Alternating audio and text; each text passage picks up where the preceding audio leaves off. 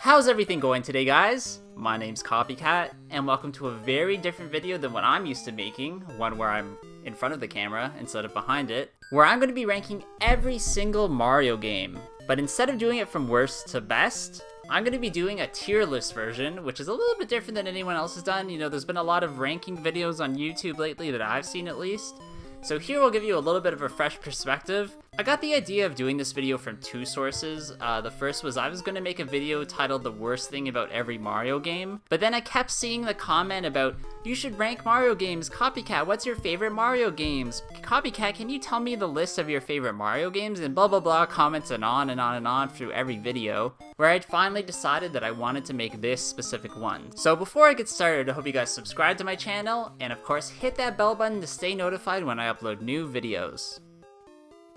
So of course, we're going to start off with the game that really started it all, which was Super Mario Bros. For the NES. This game is literally what every other company who's trying to create a platforming game sort of matches their game up against, and it probably will be like that until the end of video games. It was really like a masterpiece of its time, and it was the first game out on the system itself, so it in North America, of course, so it really helped to boost the sales of the NES and really put Nintendo on the top of the map there. I am hesitant to give it an S rating because it is quite easy and quite short, but what I think I'm going to do is put it in between S and A. I believe that's the right spot for it because it really does deserve, you know, the utmost highest recognition, as it is really that great of a game.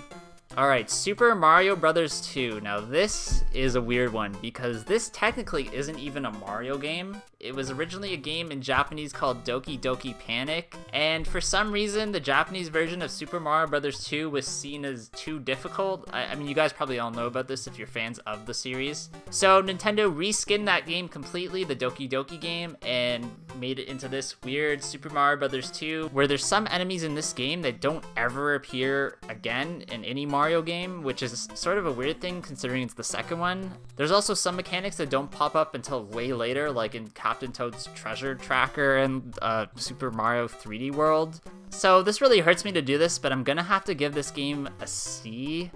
I don't want to give it a C, but it's a weird Mario game, and if we're gonna rank every Mario game against each other in this way, I mean, obviously all these games are good. Nintendo doesn't really make any like unentertaining games. It's a very entertaining game, but on the scale of S to F, it's got to be somewhere right in the middle, and I think C is appropriate.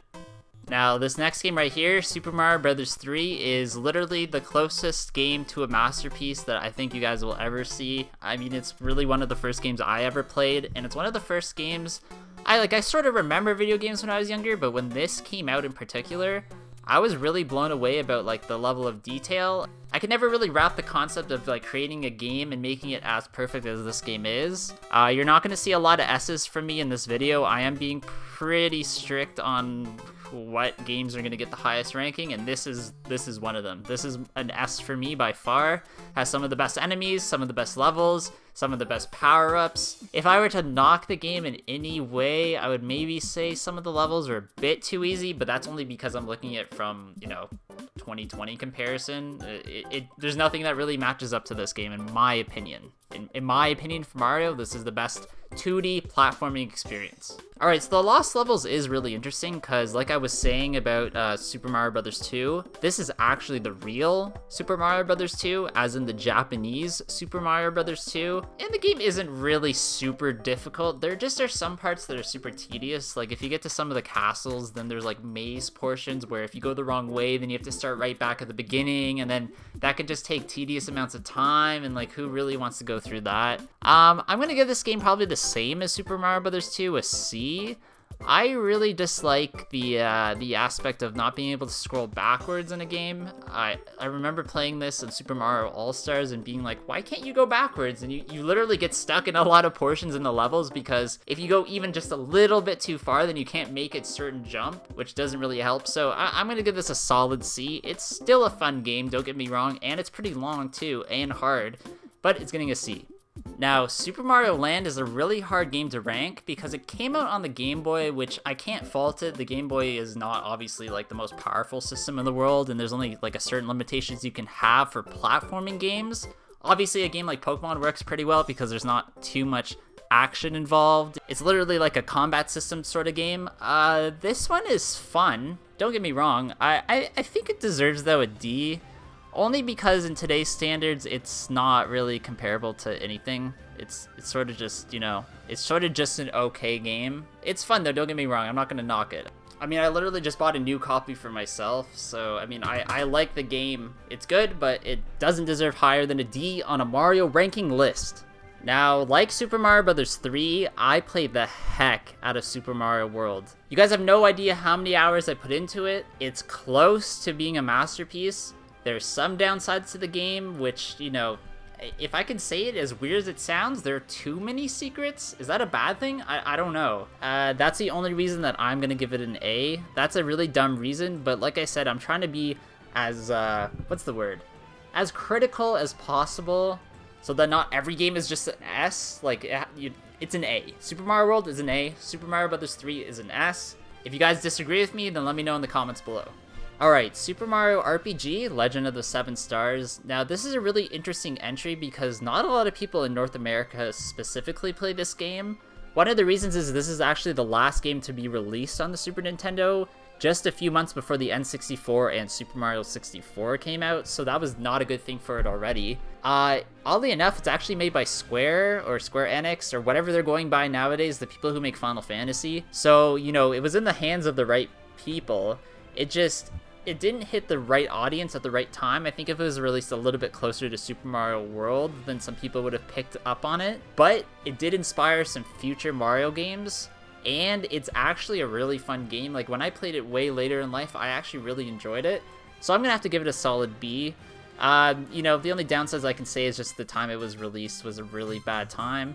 Some of the characters, too, are just unfamiliar to many Mario fans. Maybe if they grounded it a bit more in Mario lore instead of Final Fantasy lore like they tried to, or just random lore, maybe it would have worked out a bit better, but for now, I think B is a pretty solid spot for that game. Alright, Super Mario Land 2, 6 golden coins. Now, this is a really interesting game as well because it wasn't supposed to be a Mario game originally. It was actually supposed to be the first Wario game. And I don't know, at the last minute, I think they had cold feet. It also went through a weird development process where they thought the game was way too easy. And then when people play tested it, they thought it was way too hard. So they had to like change a lot of the game at the last minute. It kind of worked out in a weird way because Wario became the bad guy. And then it kind of strayed away from the Princess Peach sort of aspects of having to, you know, rescue her like you have to in every single game. So that was kind of a cool concept, and it was definitely way better than the first Super Mario Land in terms of graphics and gameplay. So I think this one deserves a solid in between a B and a C. I think that's pretty much where it's going to be, just because, you know, the Game Boy itself will give it a little bit of minus points just because, you know, it's a Game Boy.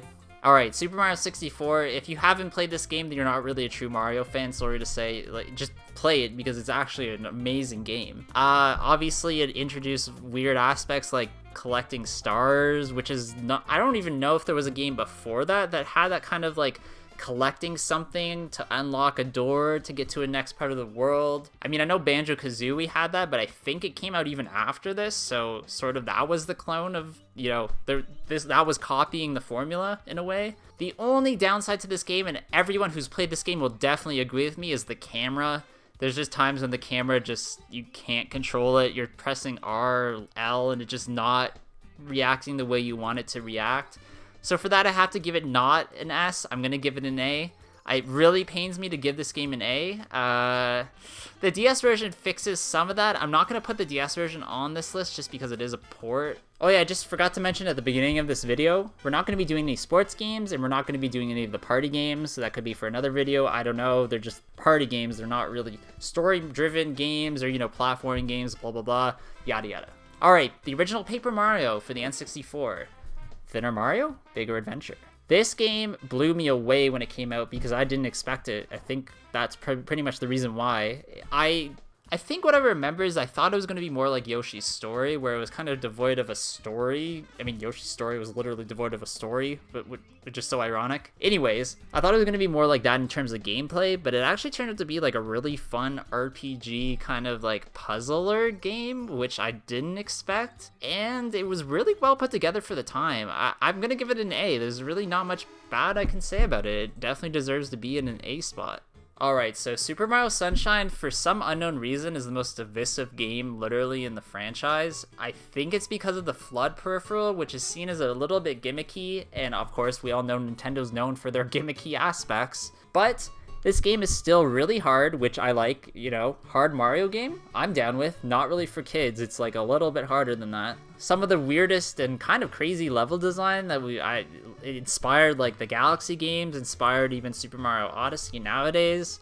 I'm thinking that it's in between an A and an S. I might just have to give it an S, unfortunately. Sorry guys if you don't agree. I know there's a large portion of the community that doesn't like this game for some reason, but I just remember when it came out actually having difficulty with it, and I think that's one of the reasons why it's boosted up to the S status for me at least.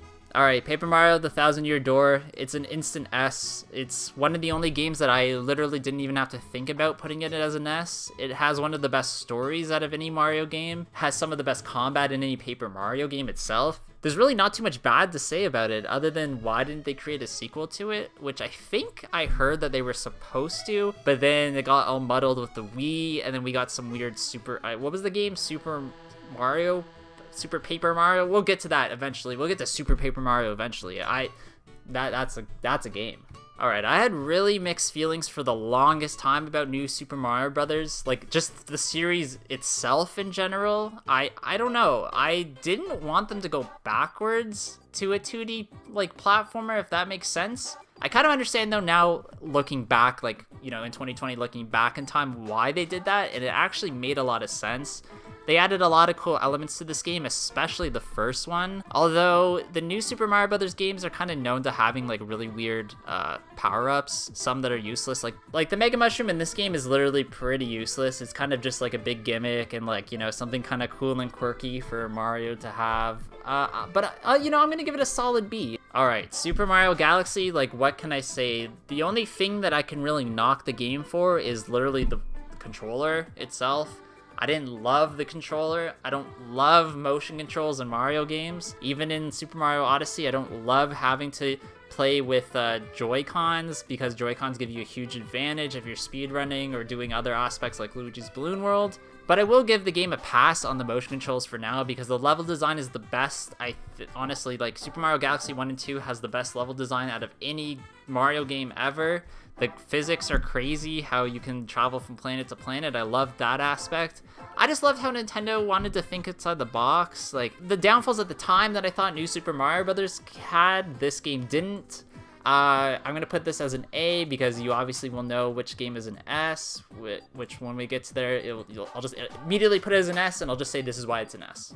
Alright, New Super Mario Bros. Wii is a little bit of a weird game. It was sort of in a period where I, like, stopped playing Nintendo games. I was just more into, like, Xbox 360, I think, at the time. I did eventually pick this game up, but I didn't love it. But now looking back on it, I have grown to appreciate the game for what it is. I'm gonna make some people mad. I'm gonna put it in between a C and a B. Like, at the time, this is me thinking back when it came out, I was just getting sick of, like, the platforming type of genre, and, like, I thought that Nintendo could do something a little bit new. It's not a bad game, don't get me wrong, just, like, look at the games above it, and then you'll understand why it's where it is. Alright, Super Paper Mario. Now, I have a story about this game. I rented it from Blockbuster. I guess whenever it came out, I didn't want to buy it because I was really confused by it, but I saw it and I thought it might be a good game. And in all honesty, it wasn't a bad game. I just beat it in 5 hours, and I don't still to this day understand how I beat the game in, maybe it was like 6 hours. I don't know how I beat the game in 6 hours. I beat it on the first day that I got it, and it's not that type of game where you want to go back and sort of replay it and find secrets. It just never really was that inviting to me. It had a cool idea of flipping the 2D and 3D sort of styles so that you can, like, explore different parts and find different puzzle pieces, but for me, it's just a game that kind of fell really flat on its head, and that's why it's getting an E. Alright, Super Mario Galaxy 2, almost everyone will agree with me, it's an S. It's pretty much one of the best Mario games of all time. It got a 10 out of 10 in almost every single site where it came out on. Anybody who reviewed it gave it top scores. It's really just worth it. I like how they sort of like were like, oh, we're just gonna ditch the story mode in this game and we're just gonna do it level by level. And it kind of works well. Like at the time I was kind of skeptical about ditching a story mode around like a captured princess. It really just built on the ideas from the first game. It didn't sort of overuse already used ideas from the first game. It just sort of really built on the ideas. Came out with some really cool power-ups that I just loved even to this day just playing it. It's an S game. It's by far an S game. It's funny too because you guys have to understand that before I even started filming this, I had it all laid out on a sheet of paper what I was gonna do. I actually bumped up a few games, so you know, don't get super mad at me if your game that you love appears lower. This is my list. You can flame me in the comments all you want, but this is my list and what I like in Mario. And that's why I lead into Super Mario 3D Land. This is another game I see a lot of people online saying that they really don't love. And I have to disagree. I actually really enjoyed this game when it came out because it was so different than everything that had been coming out before it. It was like a sandbox game in a small environment, but yet it held so many secrets, and it was like a Mario platformer. It was just so different. It was so new. It combined the best elements of Super Mario 3. Super Mario 3 into like a 3D realm. I'll have to knock it because it has gimmicky 3D aspects. So I'm gonna give it a C. That kind of does hurt me to give it a C, but I feel like that's sort of where it deserves to be in terms of like the Mario games, so closer to the middle. Yeah, I want to bump it up a bit more, but you know, we gotta fill the space down here a little bit. Alright, so the Mario and Luigi series, I've kind of left out intentionally. I was going to include them in this video, but I'll go through why right now I don't really want to. I've played all the games in this series. Bowser's Inside Story was my favorite. The first one's even good, Superstar Saga. Like, I'm not going to knock it in any way. I just don't think it really deserves to be in this particular video. None of the games really go above a B in my opinion. Like, they're fun games, don't get me wrong. It's just, after a while, I got a little bit sick of them and the combat in them. I'd just rather play a Paper Mario game at this point, and we'll see if that franchise continues, if they come out with something kind of a cool idea. I did kind of like the Paper Jam idea, where it was like a mashup between Paper Mario and Mario and Luigi. I think that was a good idea. But maybe we'll see in the future if Nintendo continues that. I'm not sure if they will. I don't think they will. I think Paper Mario's the RPG kind of combat system game that's here to stay, but you know, let me know in the comments below what you guys think of that series, the Mario and Luigi series. I don't tend to knock on Mario games too often, but Paper Mario Sticker Star is one of my least favorites in the entire series. Now, I played this game from start to finish, and I never found it hard at all, ever. There was never a part where I found difficult. The stickers were just way too OP. Some of the story aspect was just like, it was just a lot of waiting around, kind of. I hated it. I really disliked it. It's getting an F. I'm sorry if someone in the background's crying when you're looking at your phone and there's tears on it. I just dislike the game. I just don't think it's a top tier game. I think it's a lower tier game, and I think honestly, like, it missed the mark for the stickers. You'll never see the sticker aspect again. I was disappointed in it. I think they could have done better for the first Paper Mario game on the DS. I thought they were going to do really well, and they ended up just missing the mark completely. Oh man, okay, and then we come up with this game next. This game is also, in my opinion, a hard F. I get it. There's a pack that makes the game harder called whatever, hardest challenge mode or whatever.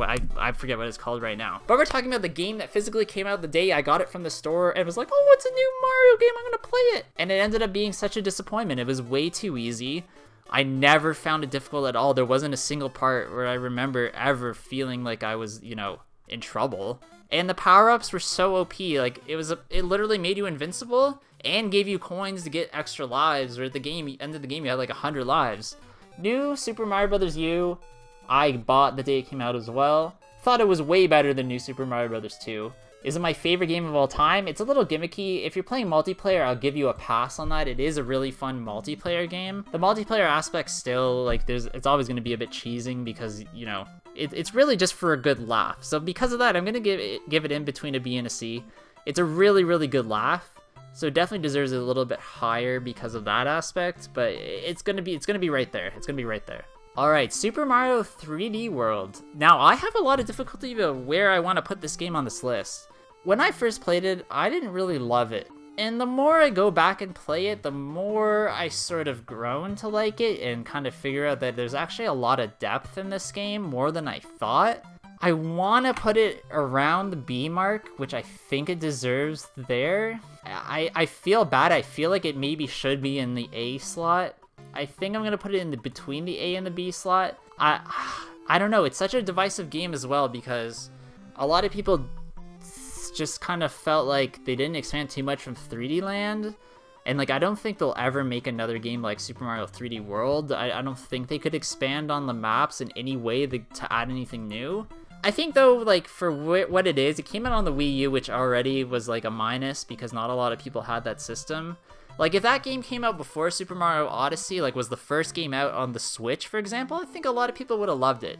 I had it lower on my list originally. I had it as a C, so I am bumping it up a little bit. But I think that was wrong to put it at a C. It's definitely worth an A and a B. Alright, Color Splash. I have to admit, I didn't play this game. So I can't really honestly review it. I heard that it was good from other sources, from people who've played the game. At a certain point, I stopped buying Wii U games because it was just like a failure. I think it was around when Star Fox came out. And when that game came out, I was like, what is this? And I just kind of gave up on it. I gave up on the Wii U, and Nintendo gave up on the Wii U too pretty easily. But from what I've heard, it's not the greatest Paper Mario game, and in comparison to other Paper Mario games, it's a D. I don't know, maybe it's more than that. I haven't played it, so it's hard for me to judge, but it's gonna go there for me. Alright, Super Mario Run now. This, if you guys know anything about me, I don't love mobile games. I don't love how Nintendo's trying to make a foray into mobile games, and I don't love this game at all. Like, for what it is, it was entertaining, and I think that's sort of just what Nintendo wanted. It wasn't a super expensive game. I think it was only like $5.99 Canadian, so it was like $3.99 American when it came out. So I'll give it a little bit of pass on that, but it's not a classic Mario game at all. I don't know, it just didn't capture my attention at the time when it came out, and everyone who played it said it was just okay, so I think it deserves an E. Alright, the game that really started this channel, like, pretty much. The day that this game came out was the first upload I had on my channel, which was of this game. You can't find it now. I did delete that video. It was just a gameplay video. It had like maybe 20 views. But it really got me into wanting to do YouTube. And honestly, this game I could still play to this day and still kind of amaze myself of how good it is. It's an instant S. There's nothing wrong about it. I thought at first maybe the capture mechanic would be a bit gimmicky, but it actually turned out to be the best aspect of the game by far. And then the fact of how many weird glitches and how many shortcuts you can do, and what did the developers intend to include in the game, and what did they accidentally include in terms of speedrunning shortcuts, it's actually insane. It's an instant S. It deserves to be an S. And honestly, I might say it's the best Mario game of all time. And that's saying a lot, because look at the games on this list. Like, look at this. Super Mario Bros. 3, Super Mario Sunshine, Thousand Year Door, Super Mario Galaxy 2. If I were to maybe nitpick a little bit about it, maybe too many moons, too many easy moons to get, so it was a little bit easy in that aspect. I think they just wanted everyone to be able to play it, so really their challenge would be to, like, you know, gain all the moons. That would be for like a really great player. And I don't know, I just hope they make a sequel. They might not, but I'm banking on them to at least make one more game where you can capture something. I think that's gonna happen. Alright, so the last game in this video, and the one that literally just came out, is Paper Mario: The Origami King. Now, I had really low expectations when I started playing this game, and I was actually pleasantly surprised by it. The story itself was actually a lot of fun, a lot of really funny moments. The only downside is the combat aspects. The combat is either way too easy or extremely hard. There's no real in between. Like, if you're fighting random enemies that you encounter, it's too easy. But then some of the boss fights, like, I ended up dying a few times because, like, what to do wasn't super clear. But for what it was a lot of fun, and it kind of appealed to people of all ages, so I'm gonna give it in between A, B, and a C. I think that's where it deserves to be. It's definitely higher than Color Splash, but it's not as good as the original Paper Mario. Alright guys, so that's literally it. This is my tier list of Mario games. Of course, like I said, there aren't any party games on here, no sports games, and I left out the Mario and Luigi. None of the Mario Luigi itself, to me, is above B, so I don't know, let me in the comments below if maybe I made a mistake leaving the Mario and Luigi games out. Let me know also what you guys think about this kind of video where I'm in front of the camera. And of course, before you go, please hit that subscribe button and leave this video a like. Also, I do have an Instagram at Copycat Gamer where I upload some really cool clips and items from my collection that you really won't see anywhere else other than here if you squint really hard. Hope you guys all have a good day, and I'll see you on the next one. Bye.